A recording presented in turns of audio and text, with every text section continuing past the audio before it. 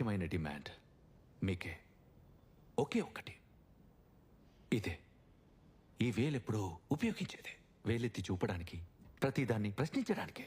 పిండి, పప్పులు, బియ్యం, నూనె, సబ్బులు ఇవన్నీ కొన్నప్పుడు ఎన్ని ప్రశ్నలు అడుగుతారు మీరు? ఈ పిండిలో కల్తీ లేదు కదా, ఈ బియ్యంలో రాళ్ళు లేవు కదా, ఈ సబ్బు నురగ బాగొస్తుంది కదా, మోటార్ సైకిల్ తీసుకున్నప్పుడు అన్నా దీని మైలేజ్ బాగుంది కదా, దీని ఆఫ్టర్ సేల్ సర్వీస్ బాగుంటుందా?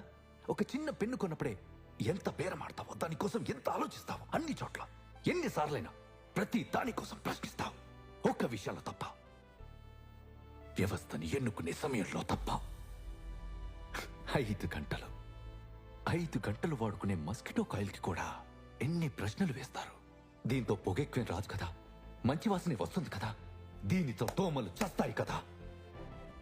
కానీ 5 సంవత్సరాల వరకు మీరు ఎన్నుకున్న వ్యవస్థను మాత్రం ఒక్క ప్రశ్న కూడా అడగరు.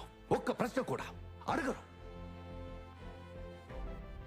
అందుకే ఇదే నా డిమాండ్. ఈ వేలు,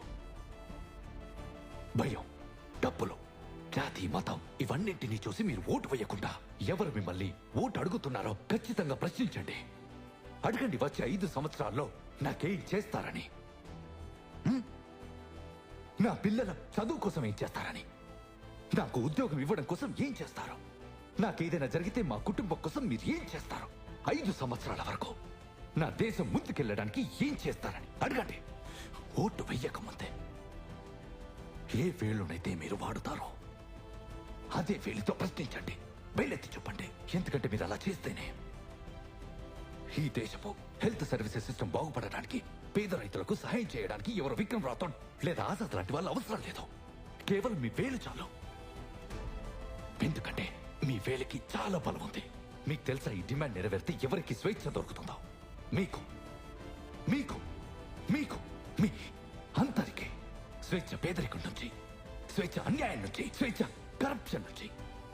కొంచెం మీ వేలు పైన నమ్మకం ఉంచండి, వేలెత్తి ప్రశ్నించండి. చాలు. జై హింద్.